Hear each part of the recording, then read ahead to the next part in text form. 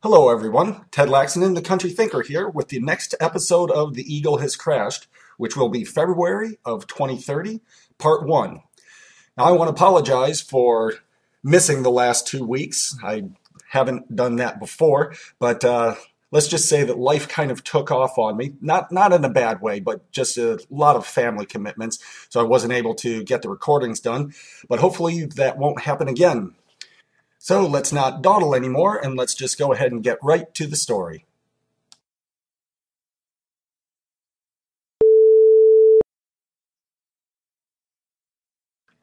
Herm Stanbaugh had been called an ornery son of a bitch for years, but now people called him a mean motherfucker. One such person was Jake, who had known the farmer since he was 12.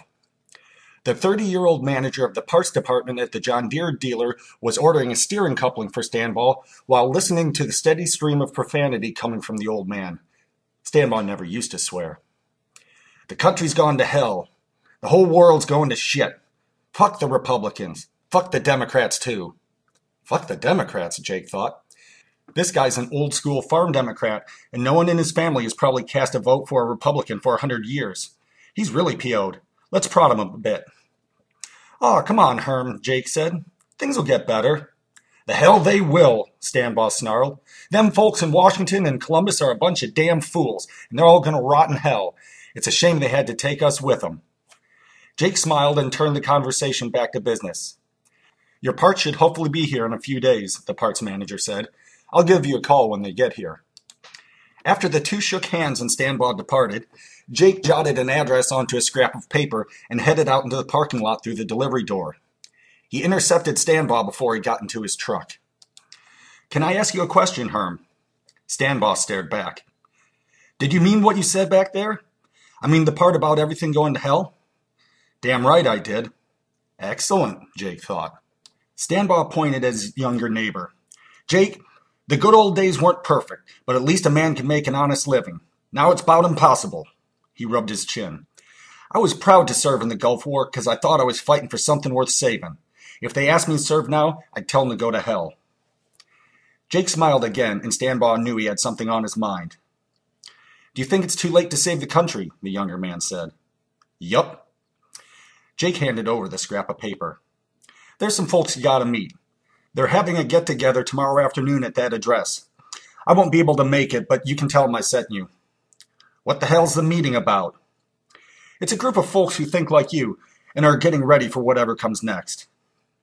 Jake slapped Stanbaugh on the shoulder and headed back to the parts department, leaving the farmer standing in the lot as large, fluffy snowflakes began to fall. The following afternoon, Stanbaugh drove his truck up a snow-covered logging road that twisted along the side of a forested hill. As he came over the crest, he could see a small hunting cabin with smoke rising from a sooty metal chimney. A dozen trucks and two four-wheelers were parked in front, and there was a shooting range out back. The door of the cabin was open, and Nate North was leaning against the jamb with his arms crossed. He climbed down the wooden steps after Stanbaugh parked. Herm lowered the driver's side window, and North put his hand on the truck door and studied Stanbaugh for a moment. "This dude looks pretty damn mean," North thought. "Who the hell are you?" Nate demanded. "Jake Thompson said I needed to meet you." North scraped the backs of his fingers on his stubbly cheek. "Why'd he say that?" "He said you guys was getting ready." "Ready for what?" Stanbaugh studied North. Solid jaw, angry eyes. Kind of fat, but solid shoulders. "Getting ready for all hell to break loose," the farmer answered. North smiled. "How long you known Jake?" "Since he was a kid." "Excellent," North thought. "Jake's a pretty good judge of character." "Let me ask you a question," North said. Stanbaugh nodded. "You a Republican?" "Fuck Republicans." "Democrat?" "Not anymore." Nate smiled and held out his hand. "Nate North." The men shook. "Herm Stanbaugh." Wow, North thought. If this dude ever knew how to smile, he sure as hell has forgotten. "What are you folks, some kind of militia?" "You could say that." "You got any kind of plan?" North looked out to the range where two men and a woman were retrieving their targets. "Not yet. We're just getting ready." He turned back. You bring any guns? A couple. North tipped his head in the direction of the range. All right, old-timer, let's find out what kind of shot you are.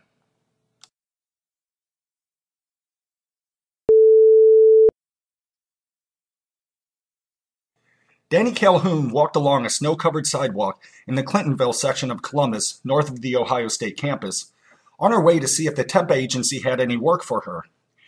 She had her arms wrapped tightly around her chest, and the wind made her long chestnut hair and pink scarf flap behind her. Traffic was light, and she saw a large delivery truck traveling in the opposite direction. Franklin Food Service. Danny heard the sharp crack of gunfire, and she quickly dove to the side of a taxicab parked along the curb.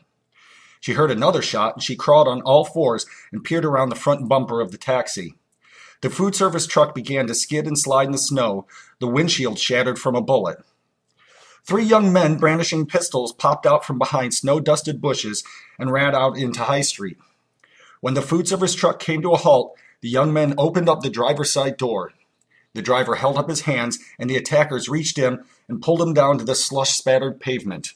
The 3 young men climbed in, sped down the road, and took a sharp turn down a narrow, car-lined side street. Danny stood up, brushed the snow off her black tights, and ran out into the street. The driver had picked himself up off the pavement and was walking toward the sidewalk. Are you okay? She asked. Yeah, I'm fine, he answered, but fuck this town. I'm getting the hell out of here. Where are you going to go? I mean, you have a job. Where are you going to find another one? What's the point of having a job if you get killed trying to do it? I'm not the first driver that's been attacked. One of these times someone's going to get killed. My God, Danny said. I'm really sorry. Yeah, whatever. I'd love to stay and talk, but I'm going to get out of here before something else happens. The delivery man stuffed his wet hands into his pockets and marched down the sidewalk. As her eyes followed him, her father's voice rang in her ears. You really don't see it coming, do you? Danny folded her arms back across her chest and shook her head. Things are going to turn around, she said.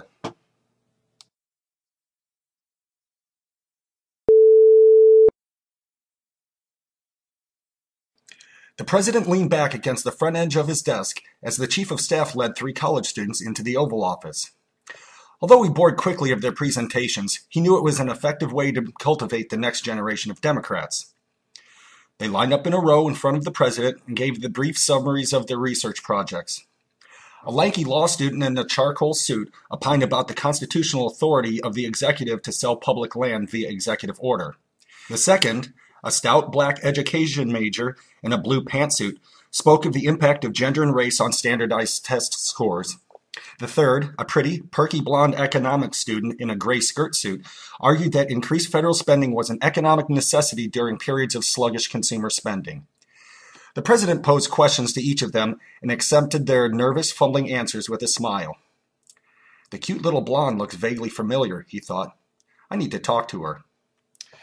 The president thanked them for their presentations, and the chief of staff began to lead them back out. Oh, Miss Simpson, the president said to the economics major, may I speak with you for a moment?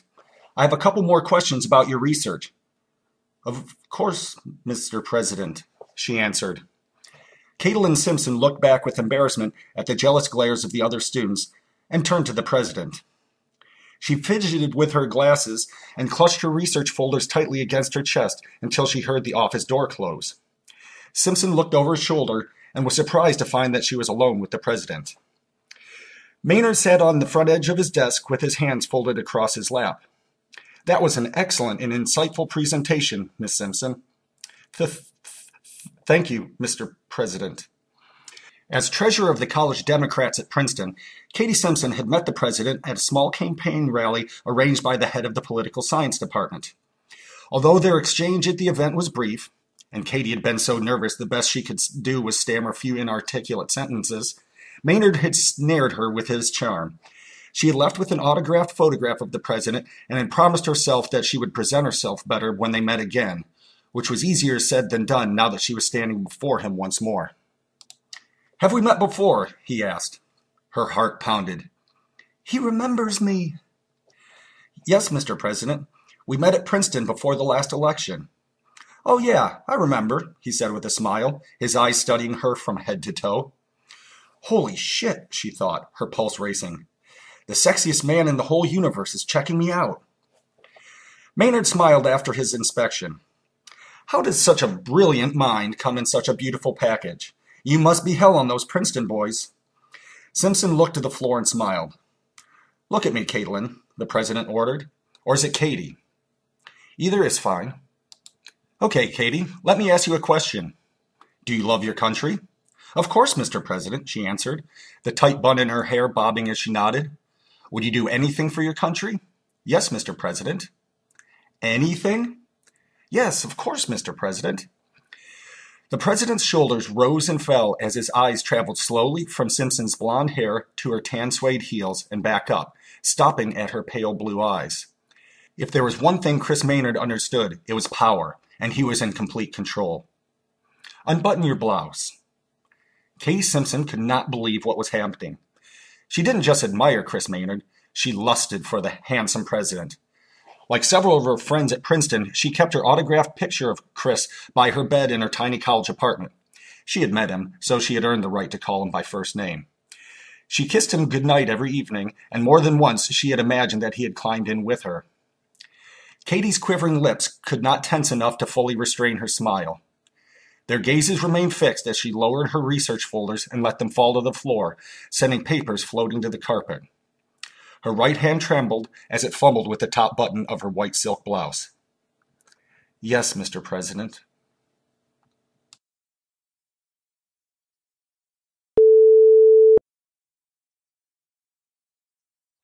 A black BMW turned off of Avery Road and into the parking lot of the White Deer supermarket in Dublin. The driver tipped his red Ohio State ball cap to the armed guard standing by a large sign announcing the other businesses in the plaza attached to the grocery. They waved him on without smiling. The BMW rolled slowly past a bakery, a pizza shop, and a Christian bookstore. The car approached the supermarket entrance, a series of sliding glass doors surrounded by a gray faux stone fascia. Two more armed guards stood on the sidewalk and chatted as shoppers entered and exited. The man reached under his coat and gave a package of explosives a gentle squeeze. He smiled and exhaled. He pressed the accelerator to the floor and the rear tires squealed and smoked. He aimed the car at the grocery store entrance. It bounced over the curb and onto the sidewalk. Guards fired, but the bullets bounced off the windshield. They dove out of the way, and the car smashed through the glass entrance and into the store.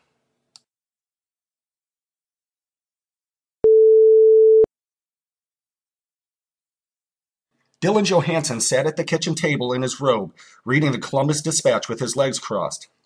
Zachary entered the kitchen from the family room in cotton Brutus Buckeye pajamas, his straight blonde hair still messy from sleep. His younger sister Alyssa followed, clutching a pink blanket. Daddy? Zachary asked. Dylan looked over the paper and frowned. What's the matter? Why are you kids crying? Where did Mommy go? She ran to White Deer to pick up a couple of things for lunch. Why? Alyssa fell to the ground and began sobbing uncontrollably. Zachary's chest heaved with gasps. I just heard on TV somebody blew up White Deer.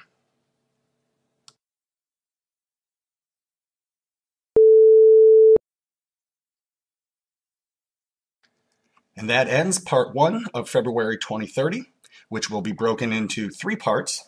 And next week, we will find out whether or not we have the first victim among our main characters. So next Sunday, we will get back to it, and I promise we will get back to it. And I want you to have a good week, and I'll try and do the same. And if you're enjoying this story, of course, you can buy it at my website, clearpeakpress.com. You can get it at Amazon, Barnes & Noble, and in ebook fashion at the iTunes store, at the Sony store, as well as Smashwords and other retailers. Have a good week, and see you next Sunday.